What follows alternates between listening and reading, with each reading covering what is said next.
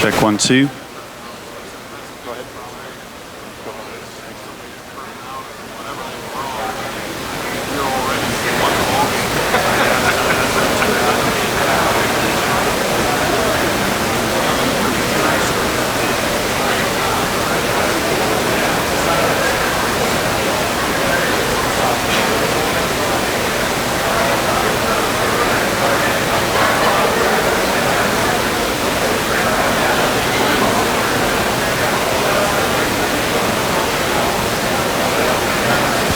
Check 1, 2. Okay. Check 1, 2. Good morning, everyone. We're going to be live streaming, and so I want to do a couple of things before we start that so it doesn't go out over the internet. If you're a speaker, we want you to, when the person before you comes up to speak, and so you're next, when you're next, we want you to find Kelly Nash. And if Kelly's not here, Jackie, that's going to be your job, so you'll get with Kelly. Jackie, where's Jackie? Jackie. And they're going to get you set up to be the next speaker. So that's the important thing we need to do.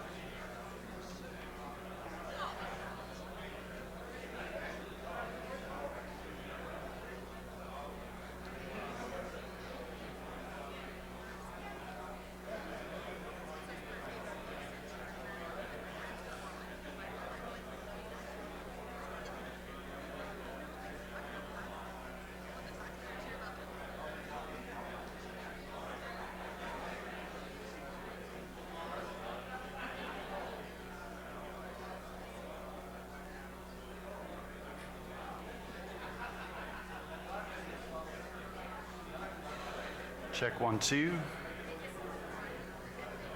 Check. Testing 1, 2. Okay. Okay. Okay. Testing 1, 2. Check 1, 2. Okay, so basically there's a little on-off button right here.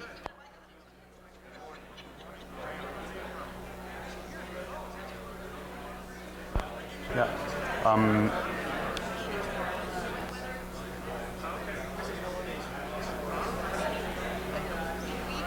Be over here. Testing 1, 2. Check 1, 2. Yes, okay.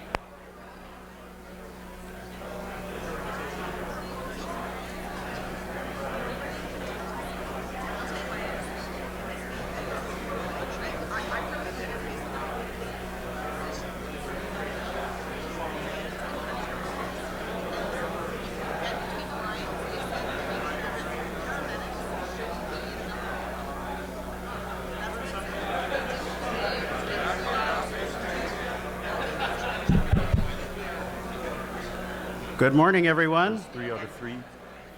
Testing ready 1, to 2. begin. Check 1, 2. If you'll take your spots, we'd appreciate it.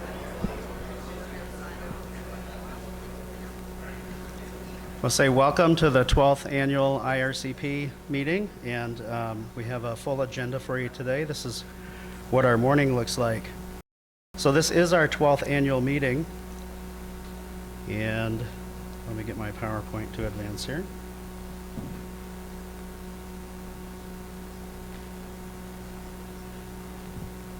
There we are. So back in 2005 when we started, oftentimes we'd go around and talk to people about community paramedicine, and this is what the room would look like at a conference. But it's much different now. Now we have, there we are. 2014 we had our biggest meeting ever in Reno. We had 7 countries that were represented. And so we're into a decade now of international collaboration. And our governments have started investing in community paramedicine. In Minnesota, we have a community paramedic model that's tied to a shared savings plan with our indigent care program. And by putting community paramedics together with primary care clinic providers, they've been able to realize a savings. They're part of the savings from our state Medicaid system of $800,000 the first year and $1.5 million the second. So it's proving that we're working. In Australia, there have been $4 million in community paramedic workforce grants. Ontario made a $6 million investment in their province to expand programs. And the government in the United States has made 2 investments through our program for care of the elderly, $13.5 million in 2012 to fund 3 programs for 3 years, and $29.2 million in 2014, so about $44 million total in that program. So we're starting to see some progress, which is really good. We have a specific language we use at IRCP because we have so many people from so many different jurisdictions. So the speakers will all be using the same language today and tomorrow, and so you'll be able to translate this back home. So when you hear the term primary care paramedic, back home you'll translate that to a basic life support provider or the entry level to work on an ambulance. An intermediate care paramedic is an advanced life support provider with a limited ALS skill set. An advanced care paramedic is an advanced life support provider, sort of the standard paramedic for emergency calls. A community paramedic is any one of those with prevention, public health, and post-acute care skills, and we'll refer to ambulance services as paramedic services. So as you hear those terms from the speakers as we go through the next 2 days, you'll need to translate them back to what meaning they have for you back at home. I want to take just a couple of minutes and talk about how we came to be. I think it's always good to review our history. Back in 2004, the Rural and Frontier EMS Agenda for the Future was published by the National Rural Health Association in the United States. And that was in December. In January 2005, a gentleman from Nova Scotia found that on the internet and opened up the front cover and started making some phone calls. So here's Mike McKeag from Nova Scotia. He's not there any longer. He's moved north in Canada. He found that document, made a phone call to the guy in the inside front cover, which is Denny Behrens, who was at the time the state rural health director of Nebraska. And Mike had a simple question for Denny. It was, how have you in the United States figured out how to integrate EMS people into the rural healthcare workforce? And of course, none of that had happened. But that started a conversation. Next, I joined the phone calls, and then Chris Tilden, who was the state rural health director of Kansas at the time, and then we found Neil Kirby in Queensland, and before you know it, we had 4 countries talking on the telephone every 3 or 4 weeks. So that year in 2005, we got a promise from Mike McKeag, and that promise was if we would come to Nova Scotia, he would find the lobster and the beer. And he coined the term International Roundtable on Community Paramedicine and Rural Healthcare Delivery. Over time, we have dropped the and rural healthcare delivery off the IRCP name as more jurisdictions have joined us and more urban areas have popped up in doing programs. So a little bit about our history. Last year, we were in Melbourne, Victoria, Australia. The year before in Reno, Nevada. We had a great tag-on event when we were in Reno. The gentlemen that operated the program at Burning Man are sitting over here. They'll be speaking later today with you. And so we were able to set up a clinical experience for community paramedics from around the world to come work at Burning Man. So thanks you guys for doing that. And then in what year are we at here? 2013, we were in Chesford Grange, Warwickshire, England, and in 2012, in Vancouver, British Columbia, 2011 in New South Wales and Sydney, 2010 in Vail, Colorado, 2009 in Matakana, New Zealand, 2008 in Victoria, British Columbia, 2007 in Townsville, Queensland, Australia, in 2006, Rochester, Minnesota, and our original group in July 2005 at Dalhousie University in Halifax, Nova Scotia. So I'm curious if you could all stand up because you're all at least your first IRCP meeting. Let's have you all stand up and do a little stretch. And then if you have been at 2 IRCP meetings or more, would you stay standing and everyone else can sit? All right, now 3 IRCP meetings. How about 4? 5? We're getting down there. 6? 7? There's still 3 of us standing. 8? 9? Okay, and I'm 12. So there we go. But you look around the room, you'll see the people have been with us for a long time, and we really appreciate that.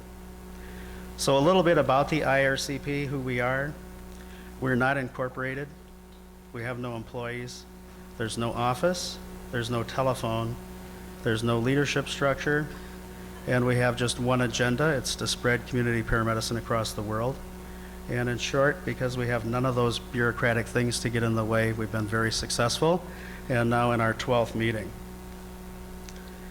So now I'd like to ask Randy Mello to come up and do Welcome to Canada, and Rick Patrick, you'll be next.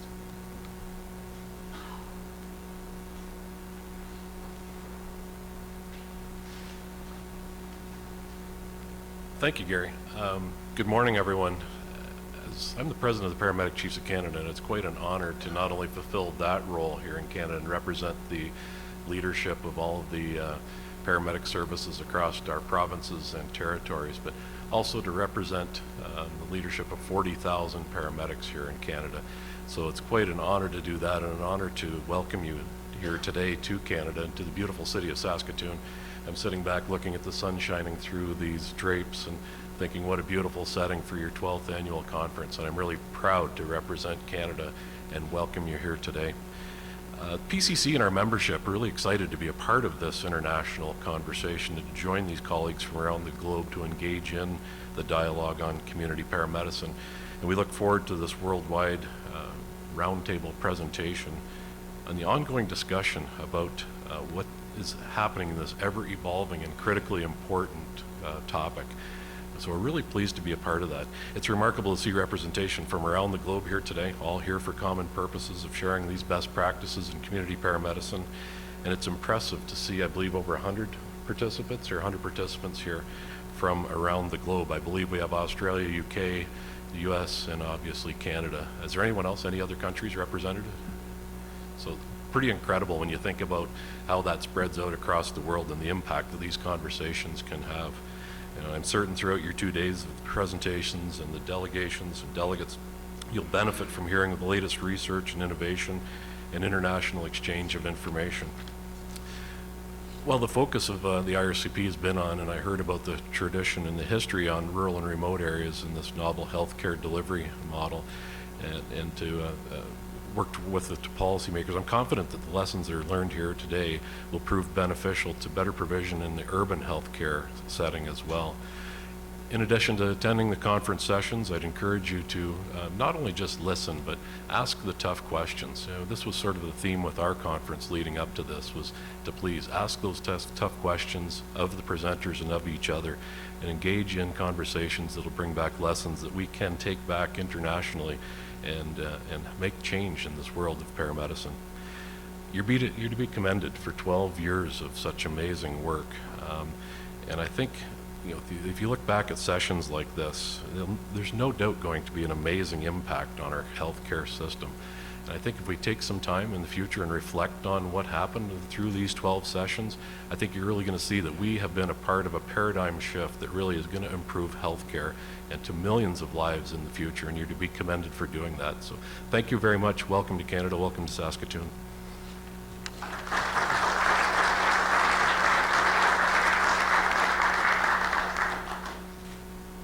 And next we have Rick Patrick from the U.S. Department of Homeland Security, and Brian, you're next. Good morning. Oh, come on. You have enough coffee yet? Good morning. There's plenty in the back room there, I'm sure. But hey, thanks for having me, folks. But more importantly, thanks for doing what you do. More importantly than anything, I work in the U.S. Department of Homeland Security. I have the privilege to be a senior advisor to the Homeland Security Chief Medical Officer, Dr. Catherine Brinsfield. Some of you may know came out of Boston EMS. She advises the Secretary of Homeland Security on all things health. And with that, we have a large EMS and out-of-hospital role that we play. We operate internally 3,500 EMT and paramedic system within DHS itself. But on the outside part, and why I'm here and where you come into play, is what we in DHS look at as the whole of community in the role of disaster preparedness and prevention.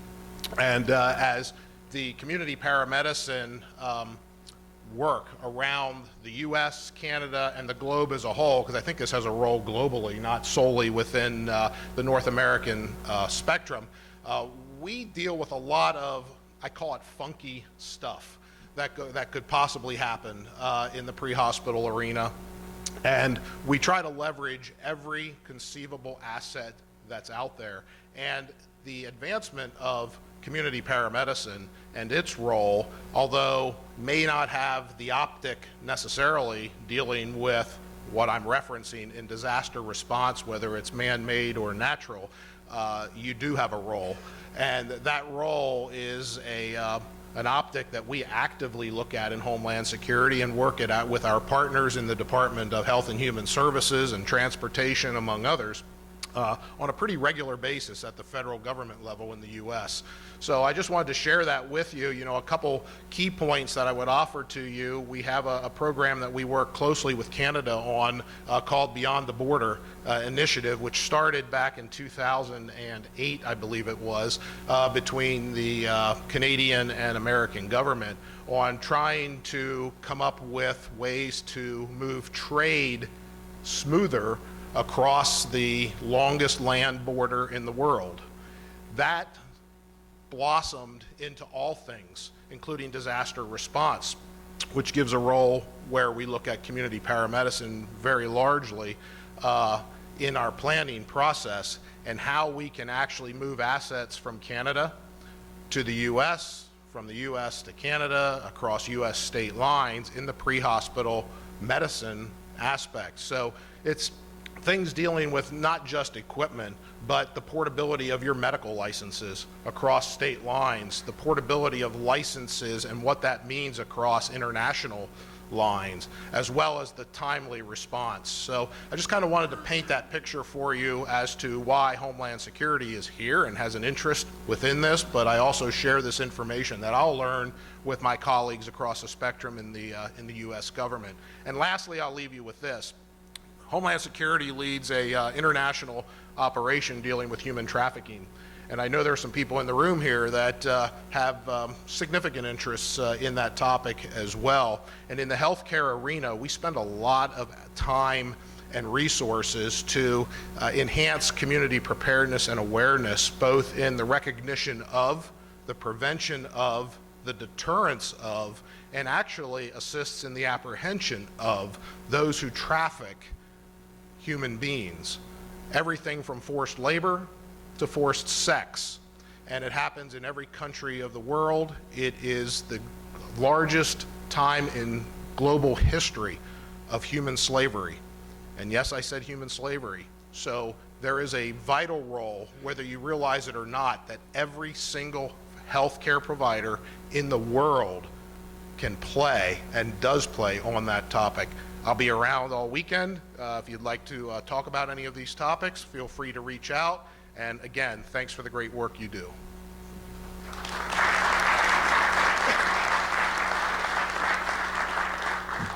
And Brian LaCroix from the North Central EMS Institute.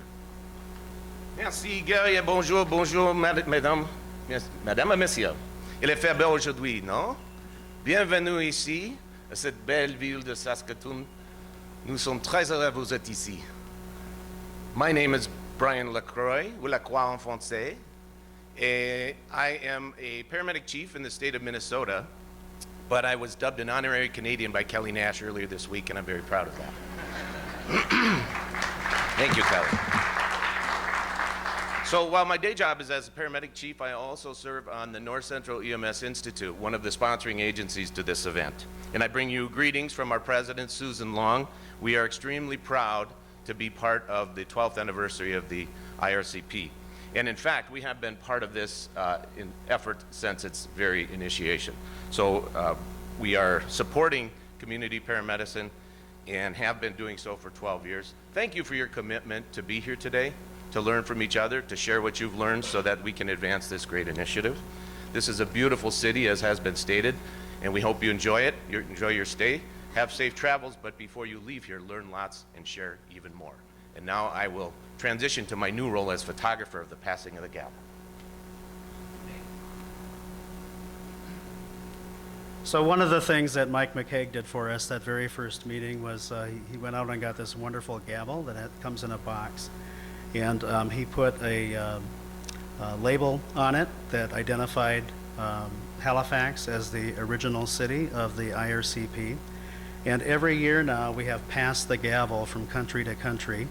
And the country that has the gavel last year, which is Australia, their job now is to pass the gavel off to Canada. And Randy, it's going to be your job to go to wherever we meet next year and bring the gavel and to pass it off.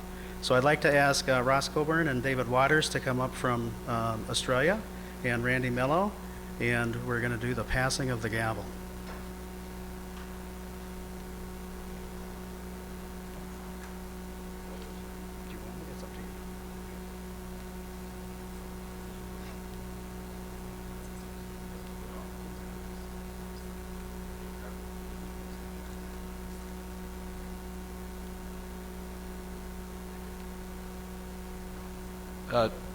Ross Coburn's my name.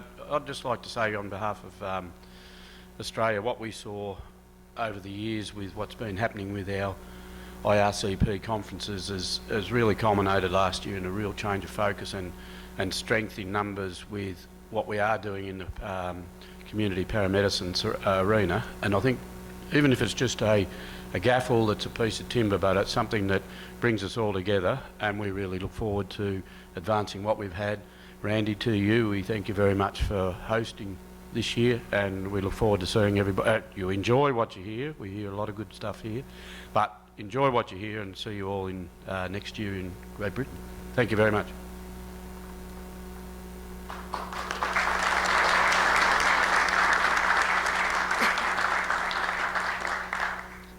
So while we have no office and no leadership structure or anything like that, we do take a vote every year.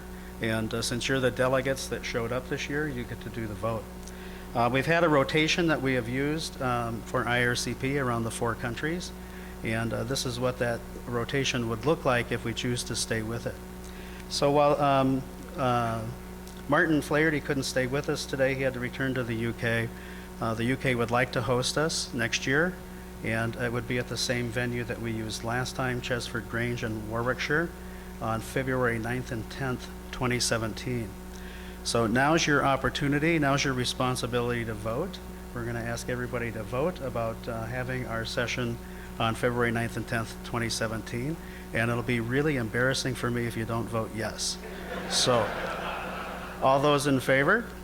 Aye? All right, great. All right, so that's our plan. We will be in Chesford Grange, Warwickshire, England on February 9th and 10th, 2017. So we'll be doing a call for presentations fairly soon because that's coming up, and hope to see lots of you there. I do need to try to get a feel. There's no commitment here, but we need to try to get a feel for how many of you think you might make the trip to England in February to be with us. Just get a sense for that. All right, good, great, thank you. So a couple other changes that we're planning to make in 2017. We have a number of community paramedics, and so we've had some interest in doing some clinical community paramedicine tracks at conferences. And so we're planning to roll that out next year. So we're going to keep this meeting as it is around research and administration and planning. But we're going to try next year tacking on to some of the other conferences that paramedics go to, that the community paramedics that do the work would attend, and have some clinical tracks. We have about 2,500 college-trained paramedics in the United States now, and we know it's growing in other countries. And so we want to make a switch and do some content for them. And so we're planning to do a clinical track as part of the UK College of Paramedics. Again, that will be continuing education sessions for the community paramedics themselves.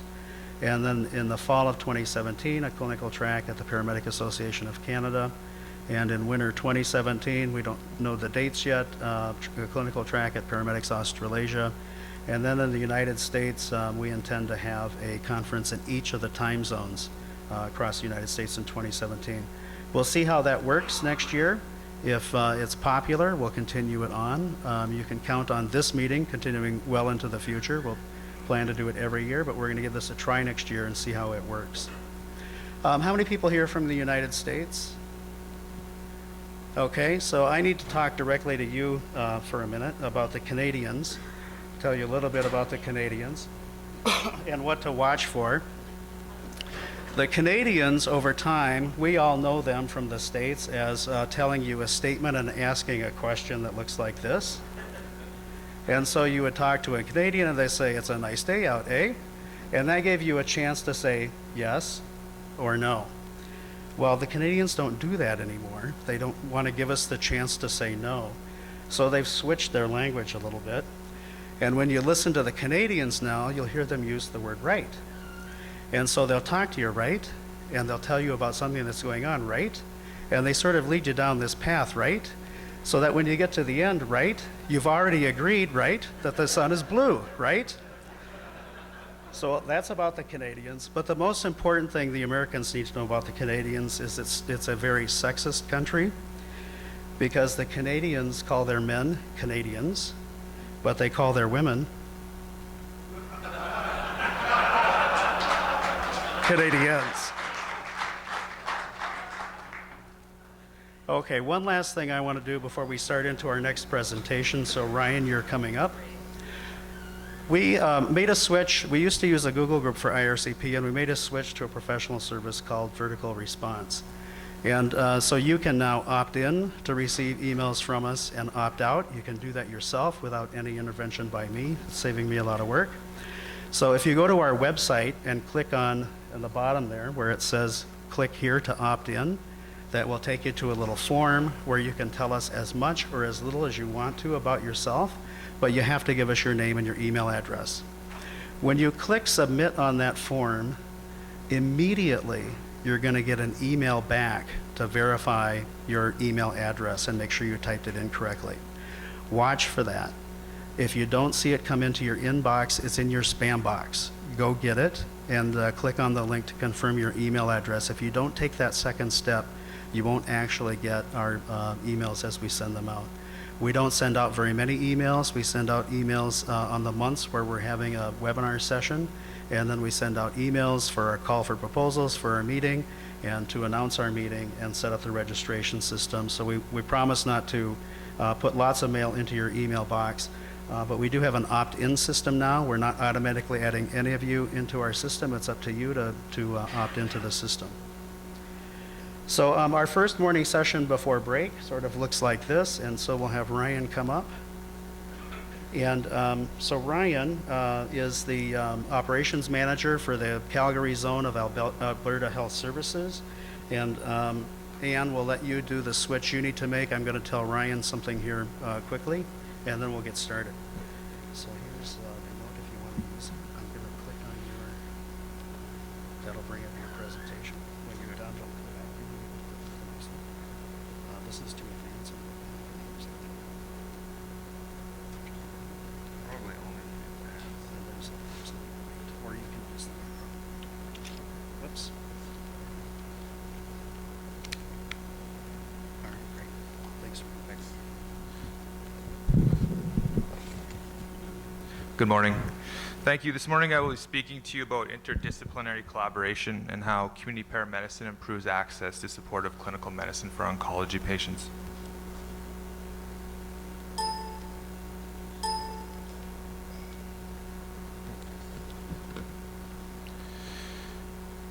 The objectives for the presentation will be to provide you with a brief program overview, the partnership development that resulted as an overview, the development of an interdisciplinary healthcare team, how we move from theory to practice, and some of the outcomes to date. Our community paramedic program has been operating since December 2012. I've been there since inception, was part of the design of this program. We now operate 7 days a week from 6 a.m. to 2200. We have 22 full-time staff, 10 casual staff for a total complement of 22 community paramedics. Each community paramedic receives additional training once hired, and that's usually 6 weeks in duration, but we find our community paramedics learn for years and years and years as they're in the role. We have 6 response units, 5 which are a single person and 1 which is a 2-person unit. And in 2015, we had 5,239 community paramedic patient-related events. By definition, our program is a mobile clinical care team providing immediate or scheduled medical supervision and treatment currently unavailable in the community setting. Our goal is to improve access to primary and urgent health care for vulnerable populations.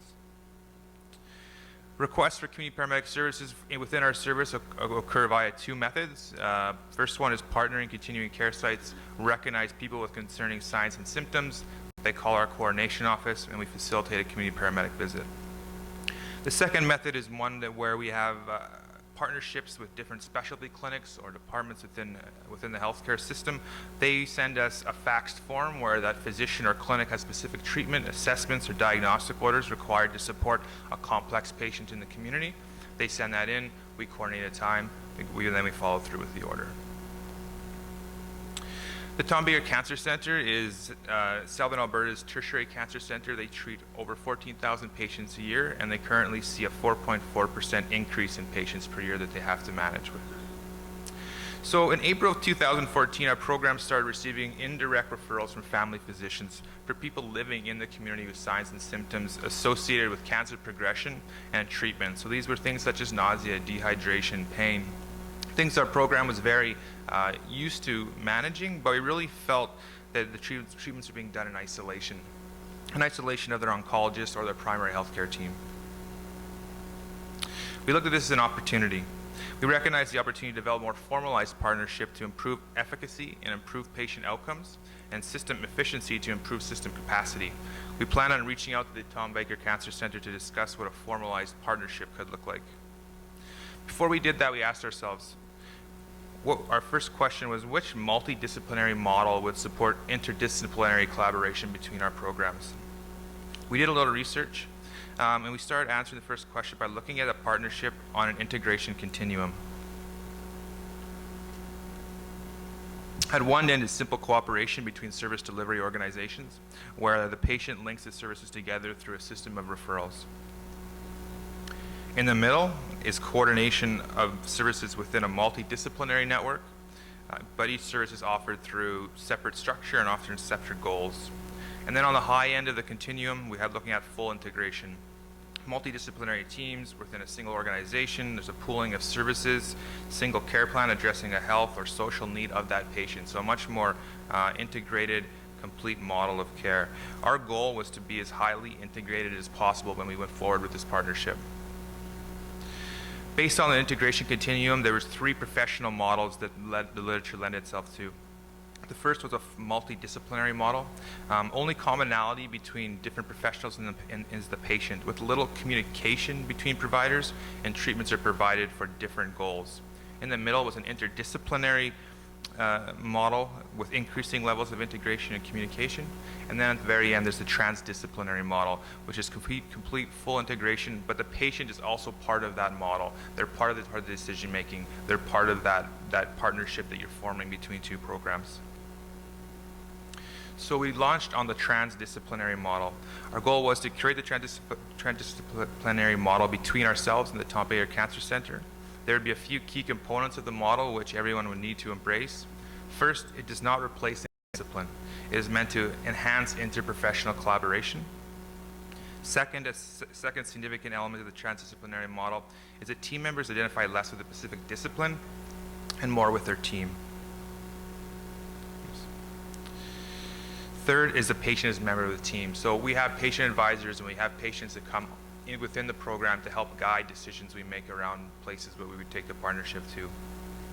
And third, patient-focused approach, not a solution-focused approach. This patient-focused approach really helps everybody come together for a common purpose. We're not having our 2 programs looking for their own solutions based on the partnership. And finally, something called role release. Having other people within both programs give up the ability for others to do some of the work that's needed for these patients. The second question we asked was, what design elements are foundational to the development and implementation of the transdisciplinary model between our programs? Research led us to 10 critical design elements required for ongoing efficient and effective operations. And to assist in remembering the 10 design elements, the mnemonic Go Critical was developed, and the letters stand for governance, operation, culture, roles, interprofessional, trust, information sharing, client focus, assessment, and leadership. Governance, starting with governance, we needed to consider what model would best coordinate the patient care and partnership between our organizations, an informal or a formal model. We then looked at the operational critical elements.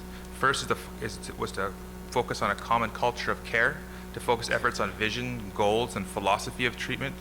Next, to identify role clarity and understanding of the value that each person within this team would bring to this partnership. Trust building, and trust building was huge for us. It happened slowly, but when it did eventually hit a point where we had complete trust between programs, that was a point where our programs and our patients really began to see the impact that we were able to make. Information sharing is huge as well. We did a lot of work to ensure that the work that we did in the community was shared with the Tom Baker Cancer Center, and vice versa. We had access to databases for relevant patient information in the field.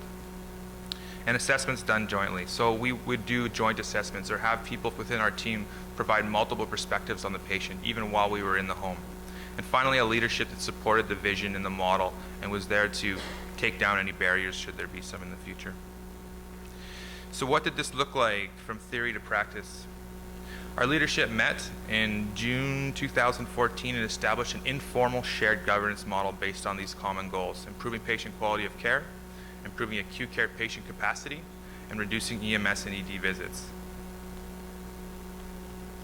We then took a look at our roles in interdisciplinary collaboration. We wanted to establish role clarity between the community paramedic, nurse, and oncologist in support of community treatment. This included the oncologist providing medical oversight, the TBCC nursing staff providing patient history and updated information, and the community paramedic providing the clinical assessments and treatments in the community. Next was the development of a referral form.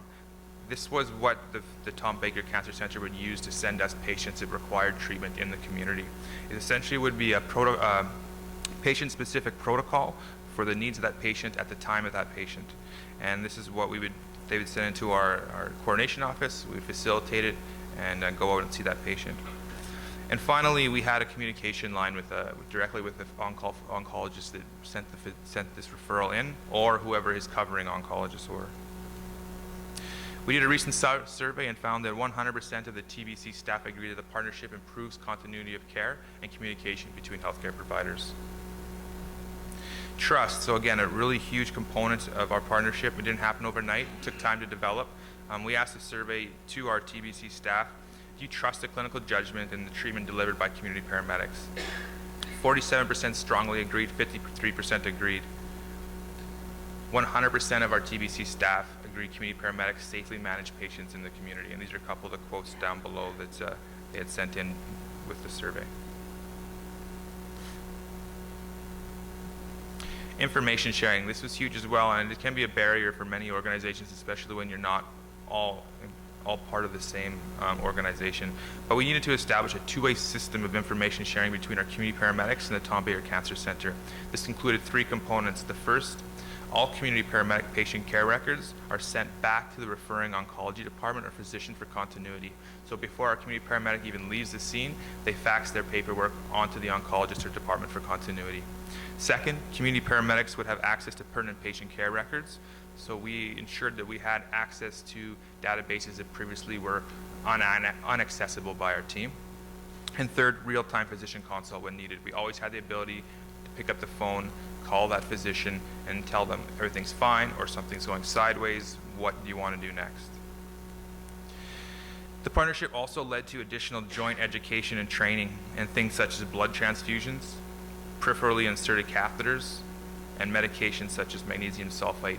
This partnership really allowed our paramedic scope of practice to start really pushing the edge. We were doing blood transfusions in this field that had never been done before and were uncomfortable by many, but with a lot of due diligence and from a presentation you'll hear later, we were really able to effectively administer blood, and it's had a major impact on patients and the system. It did require the sharing and inclusion of operational procedures, so we did have to sit down with their clinical educators. What do you have? What do we have? Let's blend this, or let's add ourselves to your clinical practice documents so that we can have this partnership continue forward. In June 2014, it begins. In the first 6 months, we saw 363 patients. The demand grew exponentially. The following 6 months, we'd seen 726 patients. In 2015, from a system capacity perspective, we had 1,500 patient events that were helping avoid unnecessary EMS usage, emergency department visits, and increasing acute care beds. The assessments, diagnostics, and treatments our program was able to provide in collaboration with the Tom Baker Cancer Center were previously never seen in the community for oncology patients. These are a few quotes or some survey information that I just received back from the TBC, so let's give you a minute to read a few of those. But that really shows the impact it's having both to the emergency department, but also the ability for patients to receive even cancer treatment more quickly. And the impact there can be measured in so many ways.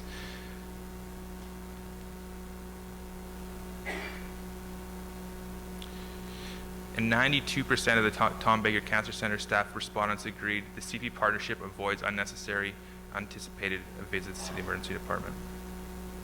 From a cost effectiveness perspective, for the comparable cost between a Tom Baker Cancer Center would be about $1,300. An EMS and emergency department visit would be about $1,400 for that comparable treatment. And by coordinating this partnership, a community paramedic visit costs $316. So some really glaring cost value saved there for the system. In terms of quality of life, when I ask my staff what differences do you see between previously working in the emergency ambulance field and working now as a community paramedic, consistently I hear, I'm thanked by my patients and family every day for the care I provide. Every day someone comes up to me and thanks me for what I'm able to provide them. We've had multiple family donations. We've been mentioned in people's obituaries for patients that have died, referencing the community paramedic as helping improve the end of their life in multiple ways. There's a couple quotes there from some patients that we've had over the time. And 100% of the Tom Baker Cancer Center staff respondents agreed that the community paramedic partnership improves patients' quality of life. And for a lot of these patients, quantity is important, but really quality is the most important factor for these people. Our biggest challenge right now is meeting the growing demand. We turn away requests for service daily. We partnered with the Tom Baker with an understanding that we had some capacity within our current resources to do a certain amount of calls for them. The demand and the patient demand became so great that we are now turning them away. We plan on providing a more comprehensive quantitative and qualitative data. So far, a lot of our stuff is anecdotal. It is survey-based. It is from patients, physicians, nurses, but we want to crunch that data a bit further so we can go forward with the Tom Baker and lobby for additional funding so that we can increase our resources and meet that growing demand that we're currently seeing within this current role. Thank you.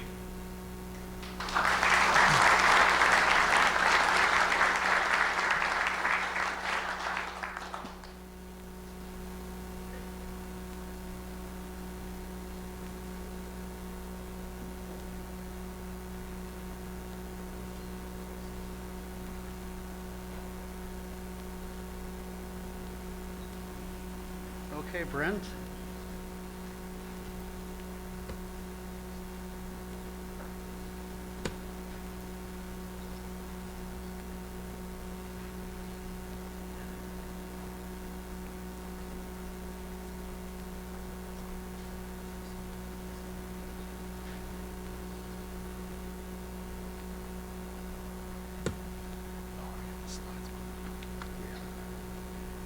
All right, our next presenter is Brent McLeod from Hamilton Paramedic Service. Brent, thank you. Good morning, eh? I'm more of an A kind of guy rather than a right. But, oh, we've already passed the first slide. So yeah, my name is Brent McLeod. I'm a supervisor in Hamilton Paramedic Service. Our service is about 365 paramedics work there. We service an area of about 500,000, close to 600,000 people. We're an urban center. So I just want to thank Gary and the team for the IRCP for having me. It's a pleasure to be here. This is my second conference and first time presenting. So yeah, I'm here to present my project that we've been funded for. It's a small little project. We're looking at why frequent users are calling 911. And it's a knowledge to action approach.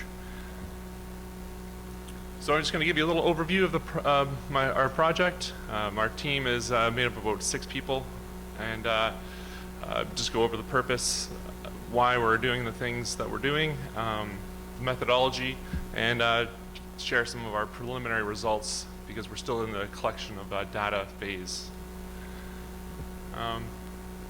So non-urgent calls, including those individuals who call frequently, contribute to ED overcrowding, of course, and they can delay transport and treatment to a lot of other patients that need it. Most populations, or some populations, including those with specific medical conditions, for instance, chronic medical conditions like diabetes and COPD, they contribute to higher rates, including substance abuse, people with issues with that, homelessness, lack of primary care providers, and people in the lower income levels. That's what some of the data and some of the research out there has shown, and especially in a US-based context.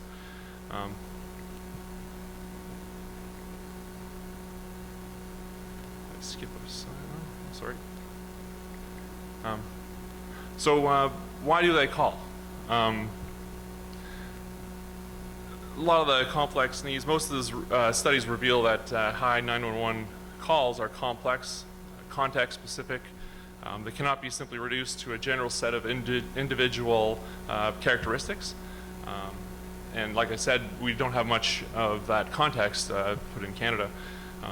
So some of the research that we've looked at, in 2013, Langer found that patients call more frequently because they've had past experience with healthcare providers. They lack alternative solutions. They may, have lack of financial needs, and of course, they're not happy with their family doctor or primary care provider.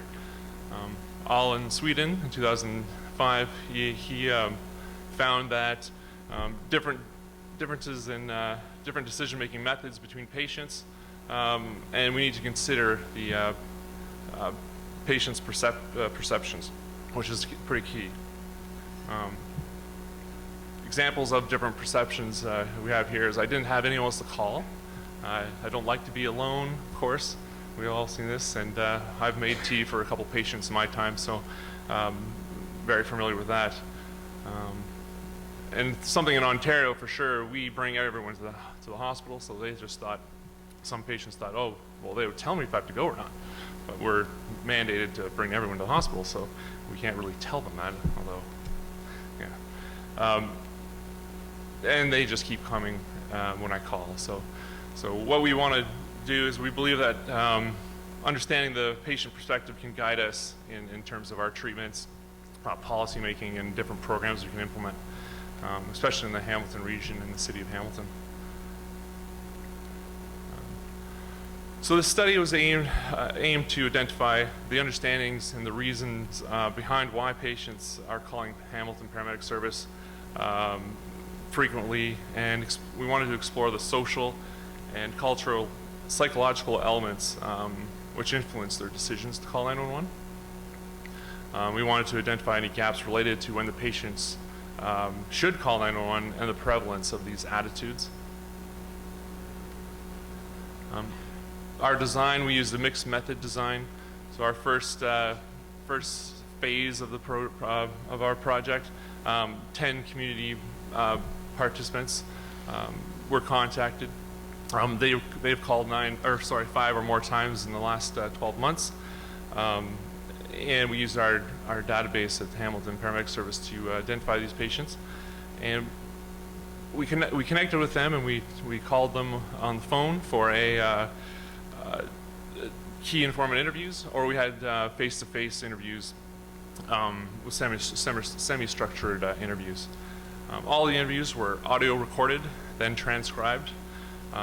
Then we analyzed the responses to marry out or feed out the themes, which was then analyzed by open coding, and then again by axial coding. Some crazy qualitative terms there. So here are examples of our questions that we've asked them. We wanted to know about their experiences when calling 911, reasons for them calling, their feelings about why they're calling 911. Was it because of health or other different reasons they've called? And what kind of care did they get when they did receive a paramedic at their door? Some more questions for you to review if you like to. What is the function of the role of paramedics in the service? What kind of services do they get? What do you think? What kind of role do they play in their health care? So then we kind of explored why they or how they thought 911 could be decreased, or their calling of 911 could be decreased. Would it be like social isolation? What are the different reasons, anyways?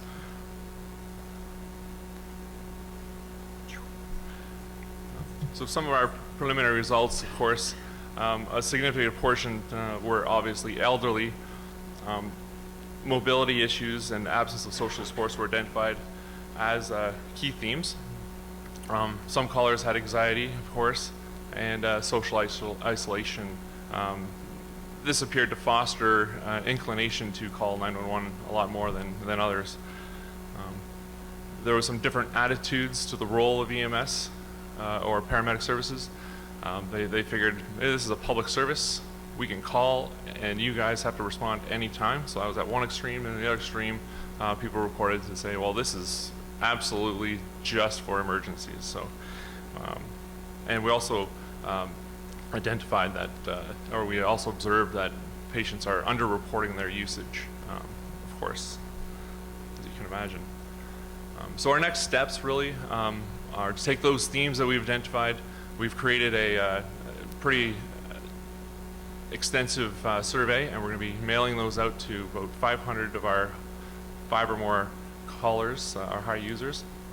So 500 of them are going to get a survey, starting with our first 50, the most recent, and then build it up, see what kind of response we're getting. And then we hope to have this done, data collection period done by August, and then we can share our results and present it to policymakers, funders, and target programs and things like that to decrease high users. So yeah, here's my project team. I left one person off this, Gina, in the crowd there. She joined her team a little later, a few months ago, sorry. And I'd like to thank the Ontario Paramedic Research Consortium and the Ontario Association of Paramedic Chiefs for our funding. Here's my contact information. If you have any questions about this, I'll be around all weekend. And yeah, thanks again. If you have any questions. Session is the Community Health Assessment Program through EMS, the CHAP EMS model. And our speaker is Gina Agawal from McMaster University. Gina, thank you.